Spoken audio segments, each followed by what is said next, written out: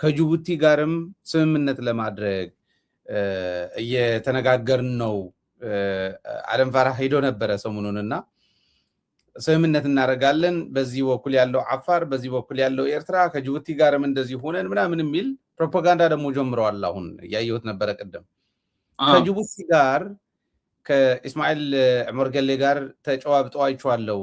አደም ፋራህ ምንድነው የተነጋገሩት? መረጃ ካለ ተስማምተዋል ወይ? እውነት አፋርን ለመያዝ አፋርን ለማዳከም ኤርትራን ለማዳከም ከጅቡቲ ጋር አብሮ ሊሰራ ይችላል? አሁን ፕሮፓጋንዳ ላይ ያለው እውነት ነው? ምንድነው እዛ ላይ የነበረው? እነሱ የራሳቸው ቤታቸው ውስጥ ያረቀቁትን ህግ ወደ ጅቡቲ ወስደው ነበረ።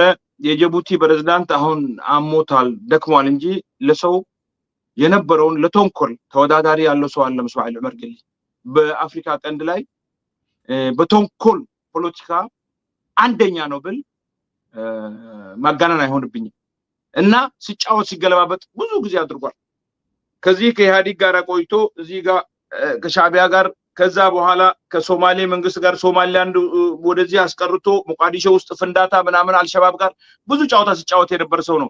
በዚህ ሱዳን ውስጥ ድረስ ገብቶ ሱዳን ውስጥ የሱዳንን መንግስት ሆስፒታል የሰሩ አላቸው ጅቡቲ ውስጥ። በዚህ የመን ላይ ሁቲ የሚባሉት አሁን አገር ያስቀሩት በኢራን የሚደገፉትን እነሱ ነበር። የጅቡቲ መንግስት ነበር የሚደግፍ የነበረው በደህንነትና በተለያዩ። አሁንም ጸፋሪስ ከዚህ የተላከ የአረብ ሀገሮችን ሁሉ የሚያጥለቀልቀው ከጅቡቲ እየሄደ ነው። ከኮሎምቢያ ይመጣል፣ እዛ ይራገፋል። የሱ የልጁ ባል እሱ ነው ቶሚ የሚባል አለ። የልጁ ባል በአየሮች አለው ምን አለው በዛ ይሄ አረብ ሀገር የምታየው ሁሉ በኮካይን እና ሄሮዊን ምናምን በዚህ በመርፌ በምናምን ሁሉ ያንን ህዝብ ያወደመው እሱ ነው። ስለዚህ እስማኤል ሲጫወት ቆይቷል። አሁን እነሱ የአፋርን ጉዳይ ጨርሰው ነበር አብይ ጋር። አወል አርባን ጆሮውን ይዞ የሄደው አመጣዋለሁ ብሎ ነው። እንደ ትንሽ ፍየልኛ ጆሮዋን ይዘህ ነው የምታመጣት ያለች እንደዛ አንጠልጥሎ ወሰደው። ከወሰደው በኋላ አንበሳው የኤርትራ መንግስት አፋሮች ኑ ምንም ነገር በደል ከደረሰባቸው ወንድሞቻቸው ሀገራቸው ነው ቤታቸው ነው ግቡ አላቸው። በጽምዶ ምክንያት ድንበርም ተከፈተ። ማስታጠቅም ሲጀመር የቀሩት ይሄዳሉ ካላችሁበት ቦታ አትንቀሳቀሱ ብሎ 7 ኪሎ ሜትር ነው 6 ኪሎ ሜትር ከገዳማይቱ አምጥቶ ቁጭ አደረጋቸው እንደ ሰፈራ። በአፋር ምድር ላይ ወርቅ የሚያወጡ አንድ ጊዜ ልከልህ ነበር እነ ሙስጠፌ መንገድም እየሰሩ ወይፊ ምናምን ይሄ ወደ 600 700 ከዛም በላይ ኪሎ ሜትር መሬት ነው የያዙብን። እኛ አንተው መሬታችንን እና ከዛ በኋላ እስማኤል ያልኩን አልሰራህም ይለዋል። ቆይ ትንሽ ጠብቀኝ። ያው ነገሩ እየተካረረ ፋኖም በዛ በቦክስ እያጋጨው በዚህም በኩል ኦላ እየመጣ በዚህም በኩል የትግራይ ኃይሎችም እየተደራጁ አፋሮችም እዚህ እየተደራጁ አሁንስ ኖ እንደዛ ሲለው በቀደም ለታ ታሪፍ ጨመረበት። አብይ ከዚህ ጽፎ ምናምን እንደ ድሮ መስሎት ነው። ይሄ ሀገር አይደለም አለው ሐቢቢ። አንተ ማዘዝ የምትችለው ከዛ ከድንበር ወደዛ እንጂ ጅቡቲ መንግስት የራሱ ሉዓላዊነት ያለው ባንዲራ ያለው ፕሬዝዳንት ያለው ሀገር ነው። እኛ እንደፈለግነው ከፈለጋችሁ ሰራላችሁ ካልፈለጋችሁ ጠቅልላችሁ መውጣት ትችላላችሁ ነው ያለው። በቃ ባጭር።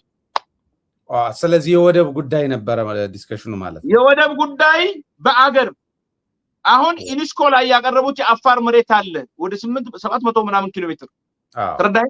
የአፋርን ባህል በሙሉ ፎርጂድ እንትን ኮፒ አድርገው ባህል ያላቸው እነሱ ያንን ያቀረቡት አላቸው። አሁን ይኸው እኛና ሶማሊን ለማጋጨት ነበረ። አንተና እኔ እዚህ የሰራነው ስራ ሶማሌ ወንድሞቻችን በደንብ ተረድተውታል። አንዳንድ ጥቅመኛ ለሆዳደር ካልሆነ በስተቀር ሐቀኛው ሶማሊ በሙሉ ተረድተውታል። ሶማሌ ጋር እየተዋጋ ነው። አሁን ሶማሊላንድ ላይ ከፍተኛ ጦርነት እንትን ብለዋል። በቀደም ኢሳዎቹ አፋሮችን እንደሚያደርጉት ሞክረው ነበር። ወደ 100 ምናምን ሰው ነው አንድ ጊዜ የገደሉባቸው። ተረዳ። ውጊያ አለ። አሁን ሰራዊቱን በሙሉ ታንኩን ምናምኑን ወደዛ ልኳል እስማኤል ዑመር ገሌ ወደ ሶማሊላንድ። ተረዳይ። እና በቀጠናው ላይ በጭባጭ የሁሉንም ለመውሰድ ነው የሚፈልጉት እነሱ። አሁን ይኸው ከሚገርምህ ሚሌ መተው ይውሉ ነበር። አንድ ፍየል ጠባቂ ወይ በጣም ከነሱ ጋር የሚቀራረብ የሚዋደድ ወላ በእናቱም የነሱ የሆነ እነሱ ውስጥ ገብቶ በሰላም አይመለስም፣ እዛው ይገደል ነበር በገዛ ሀገሩ። እና ልክ እንደ ጽድቅ የወሰዱት ናቸው። አፋርን መግደል እንደ ጽድቅ የወሰዱና ኃይሎች ናቸው። ዛሬ ግን ያ ጉዳይ አክትሟል እኛ አወል ዓርባ ምን አሉ መሰለህ ያጠፋው ጥፋት ህዝቡ ይፋረዳል በፍርድ ቤት ትቆማለህ እኛ ያንተ ጉዳይ የለንም ነው ያለው ተረዳኸኝ እኛ ሀገር የመሆን ፍላጎት ነው ያለን ትግላችን ከፌደራል መንግስት ጋር ነው የሱ አፈቀላጤ ሆኖ ሰው አለው የሚል ካለ ያው ሜዳው ያው ፈረሱ እንደ አፋር ገደልከኝ አትበል እናትህ አባትህ አገርህ ህዝባቸውን አይመስልም አገር ሀገራቸውን አትመስልም የምን ኢትዮጵያ ነው አንተ የምትነግረኝ ሆድህን ስለሞላ ብልጭልጭ አንድ ክላስ ቤት ስለሰራ ኖ እንደዚህ አይደለም ስለዚህ እኛ የናንተ ጉዳይ የለንም ስለህ እኛ ስራችን ትልቅ ነው እኔ አሁን ማጋነን አይሆንብኝ እንጂ ትግል ነው ለህዝብ ነፃ ለማውጣት ነው ከሌቦች ጋራ የሚያሯሯጧቸው ፖሊስ ነው እንጂ እኛ ምን አለን ከነሱ ጋር ተረዳኸኝ ነገር ከነገወዳም ብንገባ ፖሊስ ይዞ ለአቃቢ ህግ ያቀርባቸዋል አቃቢ ህግ ክስ መስርቶ ፍርድ ቤት ያቀርባቸዋል አለቀኛ ከነሱ ጋር ምንም ውጣውረድ ምናምን እነሱ በሚያስቡት ደረጃ በጎሳ ደረጃ አስበን የዛ ዞን ልጅ ነው የዚህ ነው የለም ከሚሊ ያሉበት ከዱብቲ ያሉበት ከሰዒታ ያሉበት ከኤልዋሃ ያሉበት ከማንዳ ከኤልዳዓ ከሁሉ ቦታ የሌለ አፋር የለም ዛሬ የኛ ድርጅት ትልቅ ድርጅት የሆነ ደግሞ ኢብራሂም ዑስማን ከልጅነቱ ጀምሮ ታጋይ ነው ሐጅ ኢብራሂም ከዛም በኋላ ከገባ በኋላ 7 አመት አዲስ አበባ ተምሯል እና ያለውን ችግር ከድሮ እንዴት ነበር ትግሉ ከዛ በኋላ እንዴት ነበር ከተማረ በኋላም የአፋር ህዝብ ምንድነው ችግሩ በደም የተረዳው ሰው ነው ተረዳ ህመምን ጎብደም የሚያውቁ ዶክተር አያደክምህም ይሄን ፈትን አይልም ወዳው ነው መድኃኒቱ የሚሰጥም ትሽረው እንደዛ ዶክተር ሆኖ እዝጌር የሰጠን ሰው ነው ይሄ ተረዳ ከጽንሽ ጋራ ትንሽ ከትልቅ ጋራ ትልቅ ሲሰድቡት ነው ኮሚሉት